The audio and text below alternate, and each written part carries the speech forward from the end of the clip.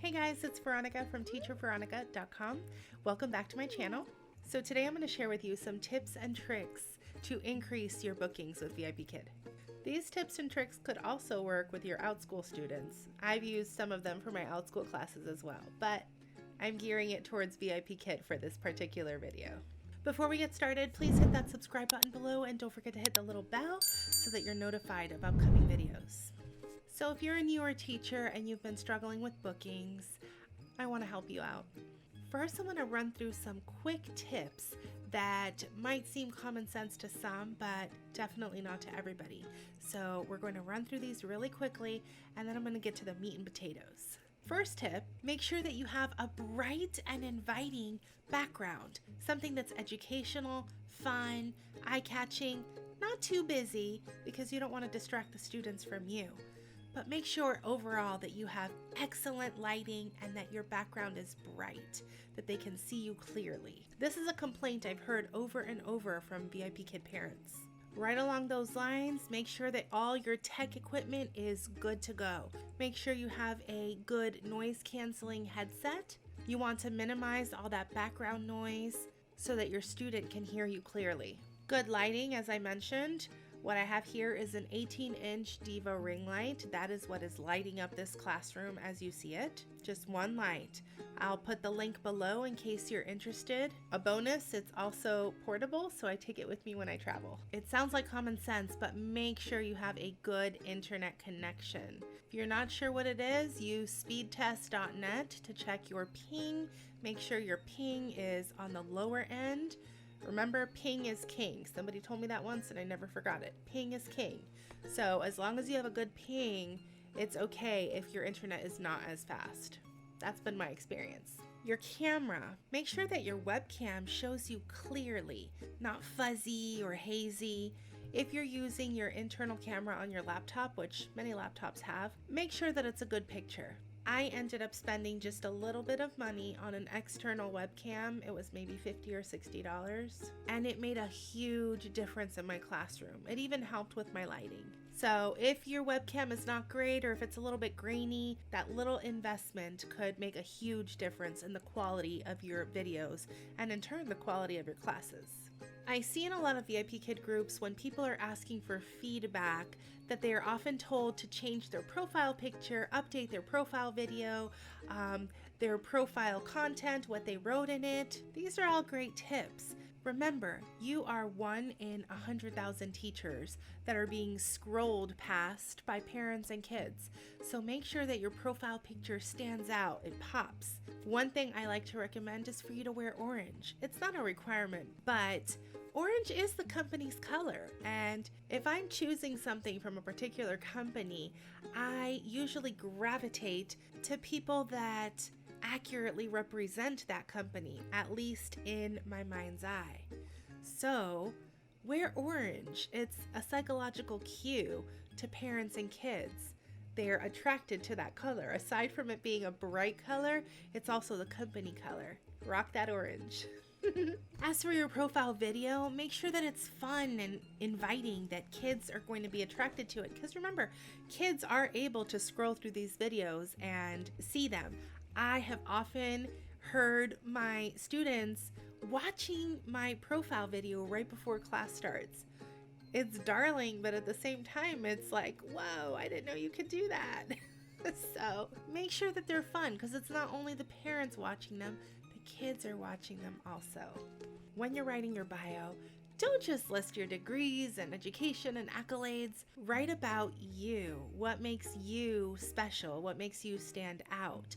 Make yourself relatable to the parents, to the families. Talk about your kids, your pets, your hobbies, because chances are that if they share a common interest with you or they find something interesting about you, they're going to want to take your class. When I read a biography or when I read about the inventor of something, the story behind the product is usually what sells that product. So you are the product. As an independent contractor, this is your business. So you are representing your business when you're writing your bio, when you're choosing your profile picture, when you're putting up your intro video. This is all you. You're selling yourself. So make sure that it's memorable, make sure that it's inviting, and that you would want to take a class with yourself.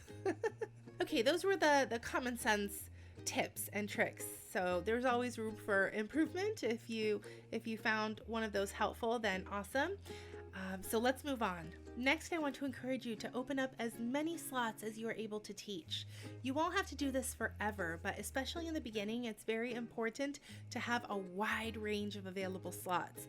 Even a few overnights, if that is possible for you, or some late nights on the weekends till 2 or 3 or 4 a.m., whatever's comfortable for you. Doing that will greatly open up your opportunities for getting booked. Also, open up your schedule as far in advance as possible. So 2 weeks to a month in advance, have it open so that parents can see that you have a regular schedule, that you are consistent. Consistency is key because many of these parents want to secure a time slot with their teacher week after week after week. So be sure to open up consistent blocks of time. Now remember, once you get a solid following, you can be choosy with what time slots you open, but in the beginning, go ahead and open up as much as you're able to teach. It will greatly increase your chances of bookings. Also pay attention to those high probability slots when they're suggested. You can find those on the bookings page, and it'll tell you the percentage of probability. I usually see them and it'll say 85% probability or something like that. When you see that, go ahead and open up those slots because that means that you have a very, very good chance of getting booked. This next tip is so very important, and it is one of the first tips that I give my referrals. It is teach your best class each and every time. Be fun, be engaging, know the material, and know it well so that you can customize the lesson to your student. You want to make that student keep coming back to you time and time again. You want them to share you with their friends, with their families. I've had students, and it's so sweet to find out when students are friends or they're related somehow, and I didn't know this. It's always so nice. I've had regulars refer me to their best friends, to their cousins. I've had siblings. When they like you, they will share you. And that's the same way we are. I mean, when we like something, we share it with others who we think would be interested. I've seen parents sharing clips of my classes on WeChat. It was a little disturbing at first, but then I realized, hey, it's just free advertising for me. Another tip, if you don't use WeChat or Weibo, it's not required, and some teachers have qualms with using it. I personally think that it is a wonderful way to connect with those extra special students that you want to stay in touch with. It gives the students a chance to see a personal side of you, and it also helps them to contact you if they're having trouble booking you or for whatever reason. I've had students send me their projects ahead of time on WeChat to check them and make sure that they're accurate. It's a wonderful tool, and I've never had a parent abuse WeChat privileges, so to speak. I know that some teachers are afraid of just being harassed by parents, but that is definitely not the experience that I've had with WeChat, thankfully. But I am very selective about who I add to my WeChat, so that's something to keep in mind as well. Know the lesson and know it well, and tailor that class to your student. Make that class unique for your student. Make the extensions personal. Look at their backgrounds. Look at what they have in their rooms. I do this all the time. As I'm looking at them and speaking to them, I'm noticing what is in their background. Is it Hello Kitty? Is it Pokemon? Whatever it is, I can tailor my reward system or our conversations or our extensions to their likes. I especially like to use Google Slides that the kids would be interested in. So if I know my student likes Pikachu, I will find Pikachu Find-A-Stars, and we will use that. And that's just delightful to them. They think it's the greatest. So take note of what's in your student's background and use it to tailor the class to them. Also, if you had a great class with a new student, wait a day or two and then send them an e-card to kind of refresh their memory about you. Choose an e-card that would tell that student, hey, you're special, I want to see you again. Book me. There's even a book me e-card. It will help to build that connection with your student and to remind them that they had a great class with you. Use those first 1 to 2 minutes to build rapport with your students. Ask them about what they like.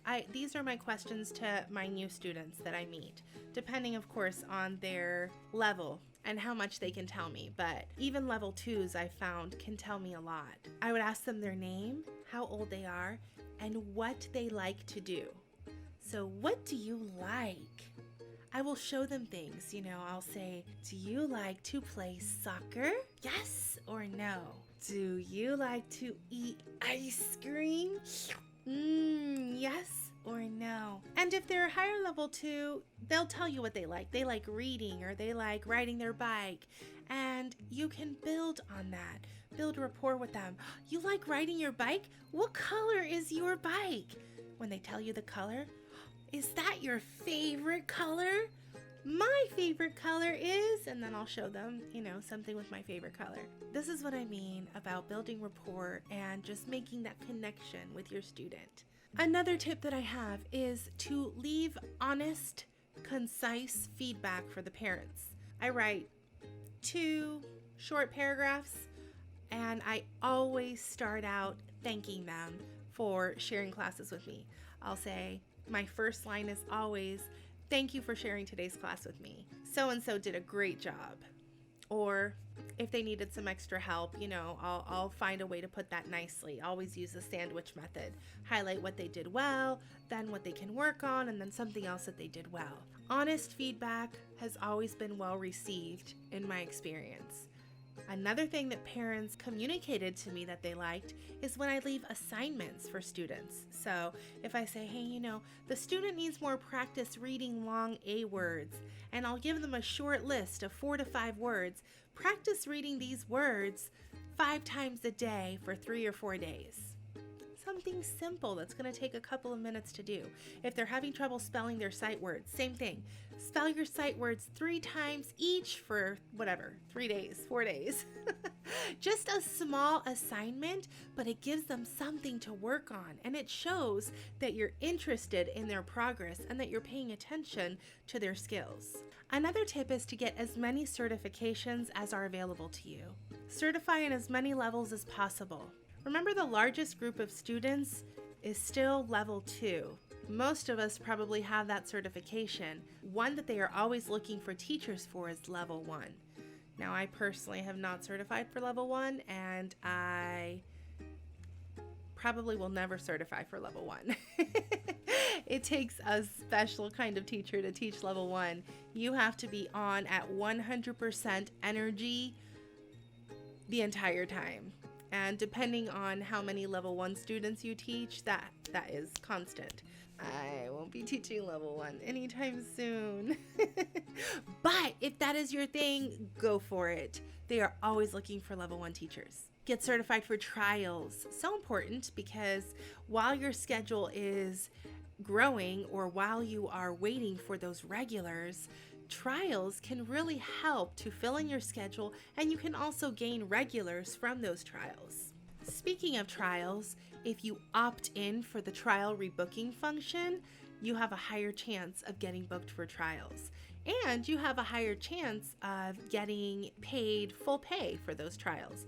A lot of times trials will be student no-shows, and you only get half pay for those. With the trial rebooking function, you can be rebooked up to 15 minutes. So if you're sitting there waiting on your trial to show up and they're not showing up, at 15 minutes you can still be rebooked for another trial, but you don't have to stay longer than the regular time slot. So 25 to 28 minutes max is what you have to teach, and you will still get paid for the full class, provided that you finish class with your replacement student. Now, if your replacement student has an IT or whatnot, then you still just get half paid. In the beginning, do not be afraid to ask for feedback. I've heard so many conflicting opinions on this.